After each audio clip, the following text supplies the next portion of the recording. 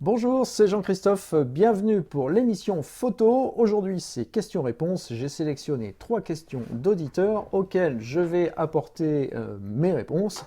Alors vous allez voir que c'est assez varié, il y a du matériel, il y a de la prise de vue et il y a un peu d'apprentissage aussi. Puis je vais essayer de vous montrer plein de choses en même temps pour étayer mes propos. Alors, une première question qui est celle de Denis qui me dit: qu'est-ce que tu penses d'utiliser un filtre neutre devant l'objectif, donc devant la lentille frontale.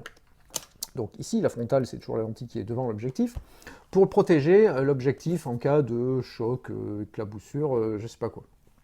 Alors, très sincèrement, Denis et puis tous les autres, j'avais fait un épisode là-dessus d'ailleurs il y a quelques mois déjà. Je ne suis pas du tout pour l'utilisation d'un filtre neutre devant un objectif à seule fin de le protéger. Alors attention, ne me faites pas dire ce que j'ai pas dit. Il y a un intérêt à utiliser des filtres et des filtres neutres et des filtres UV devant un objectif dans certains cas bien particuliers. Mais si le seul intérêt pour vous c'est de protéger la lentille frontale, très honnêtement, je pense qu'il y a mieux à faire et surtout moins cher. Alors, pourquoi? Parce que un filtre, ce n'est jamais que un bout de verre que vous allez visser devant l'objectif. Donc ça s'abîme, ça se casse et ça se salit autant que la lentille frontale. Donc déjà, vous allez avoir les mêmes problèmes de nettoyage que si vous mettez rien. Ensuite, s'il y a un choc, vous allez péter le filtre. Alors vous allez me dire, oui, mais ça coûte moins cher que de remplacer l'objectif. C'est vrai.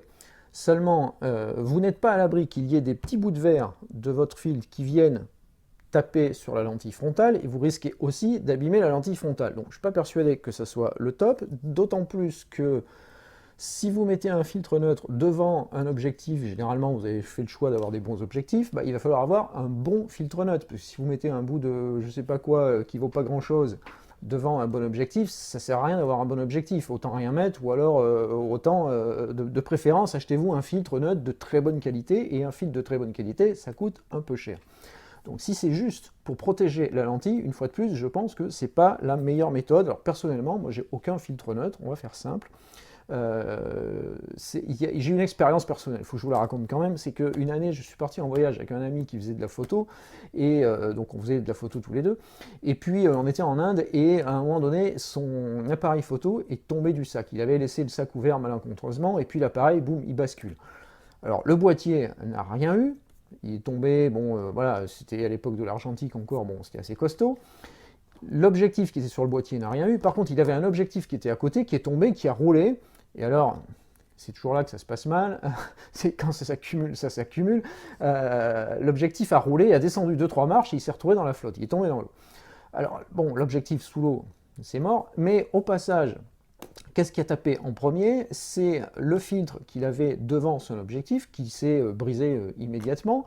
Donc le filtre était mort et de toute façon la lentille frontale elle avait morflé parce qu'en tombant de la hauteur d'un sac, vous voyez ce que ça peut donner, hein. Alors il n'était pas nécessairement très grand et très debout à ce moment-là, mais enfin même ne serait-ce que 50 cm, 1 mètre, ça casse.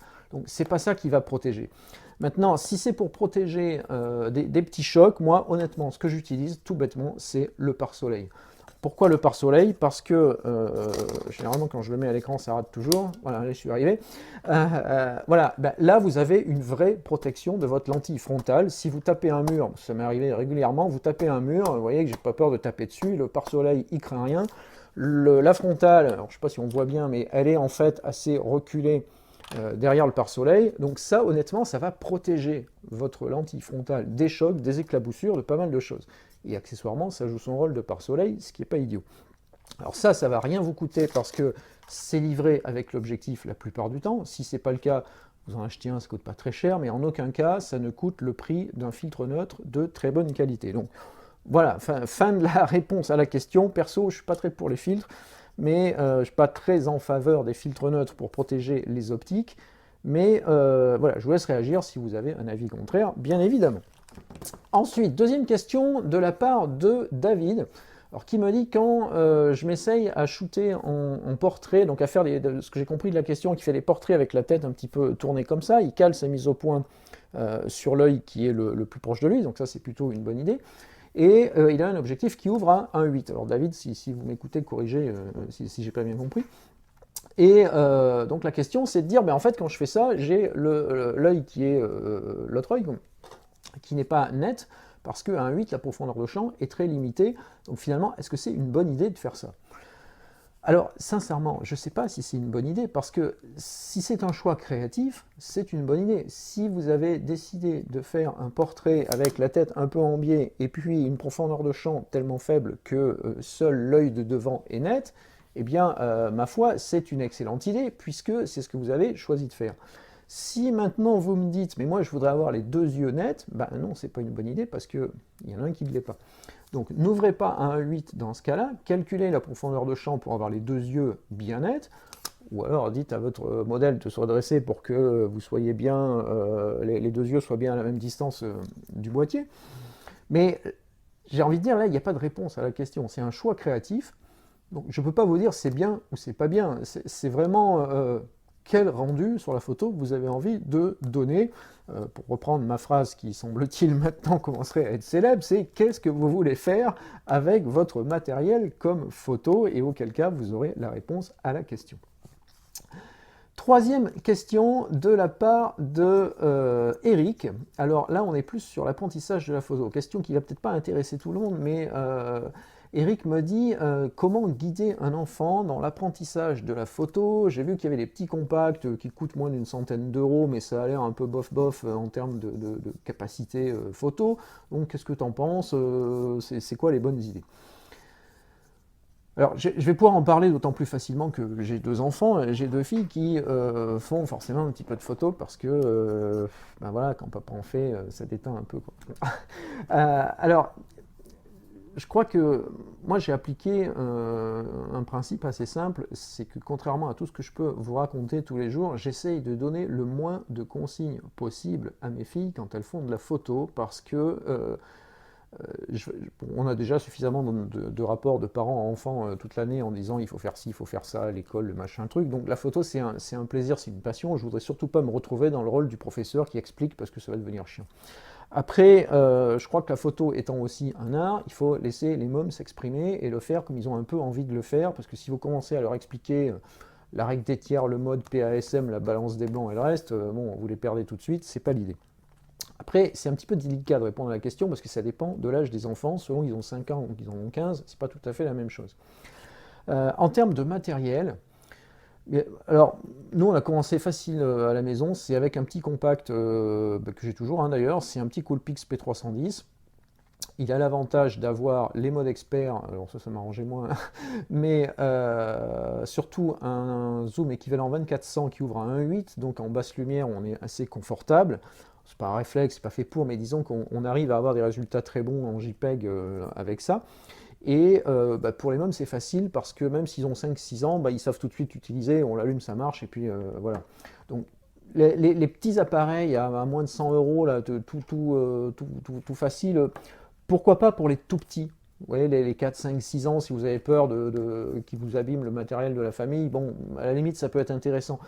Ça va faire des photos très correctes. Maintenant, si c'est pour initier des mômes un petit peu plus âgés, les 8, 9 ans, 10 ans, c'est un petit peu léger, honnêtement.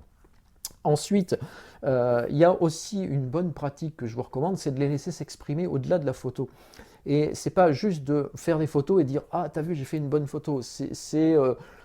C'est vraiment de laisser exprimer leur créativité. Je vais presque vous donner les conseils que je vous donnerai, que je pourrais vous donner à vous. Finalement, c'est un peu la même chose. Quand ils sont face à une situation donnée, laissez-les faire, quoi. Laissez-les déclencher à tout va. Moi, je vais vous citer un exemple qui va peut-être vous paraître un peu anodin, mais on est pile dans le sujet.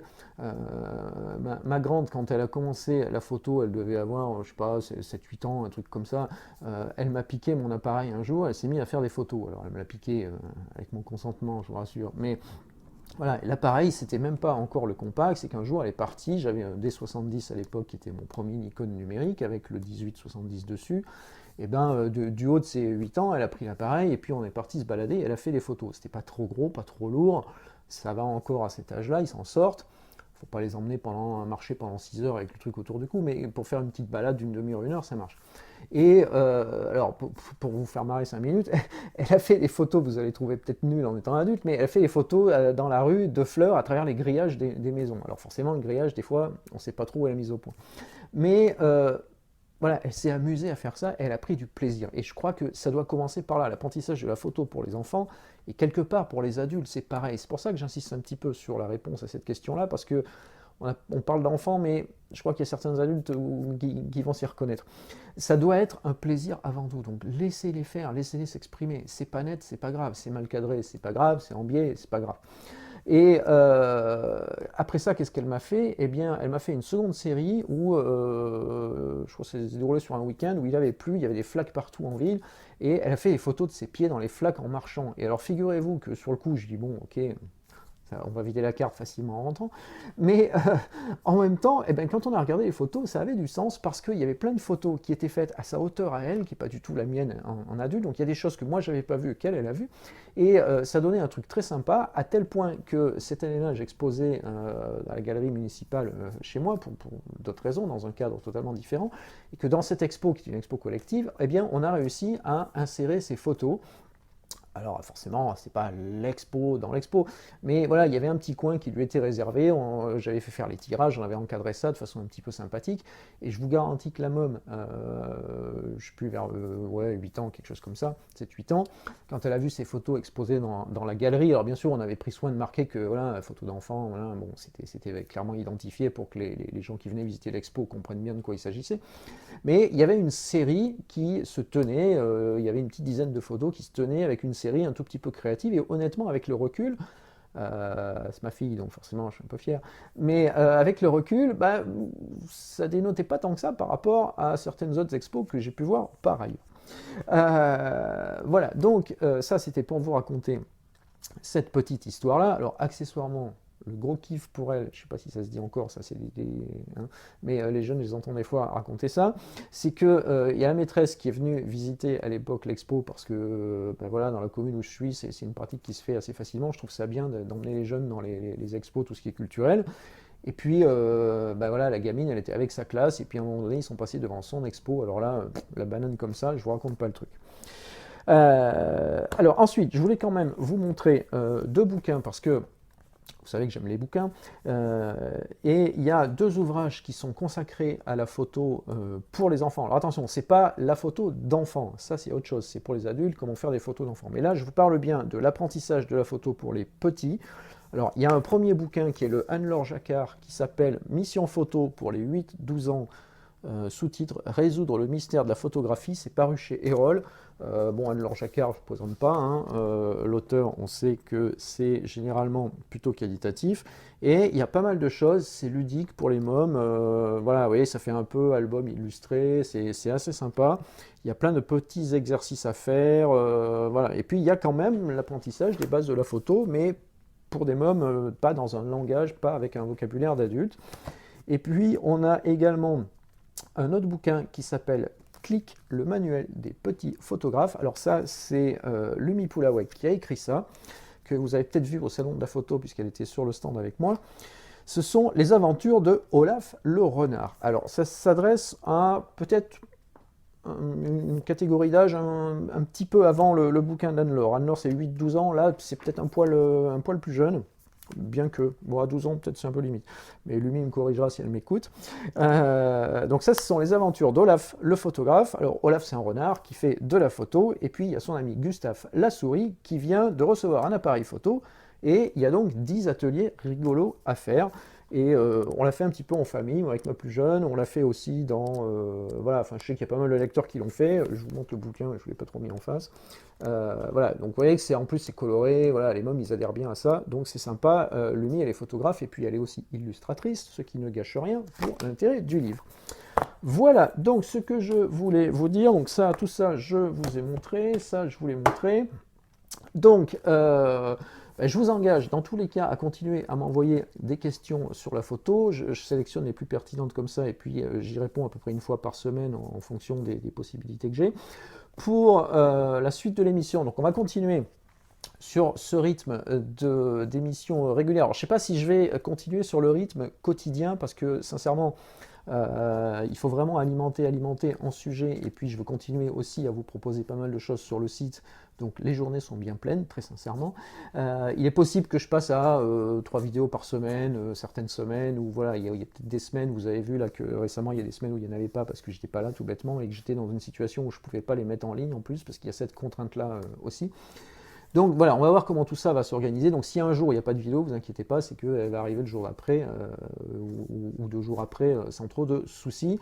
Je vous rappelle le groupe photo Nikon Passion sur Facebook, je vous mets les liens, rejoignez le groupe, c'est réservé aux lecteurs, membres et auditeurs de la chaîne, donc venez participer, c'est hyper sympa.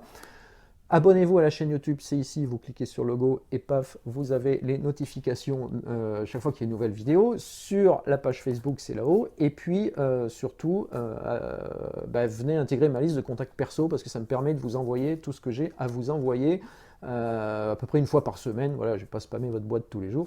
Et comme ça, vous êtes au courant de tout. Merci de m'avoir suivi jusqu'ici. À très bientôt pour un prochain épisode.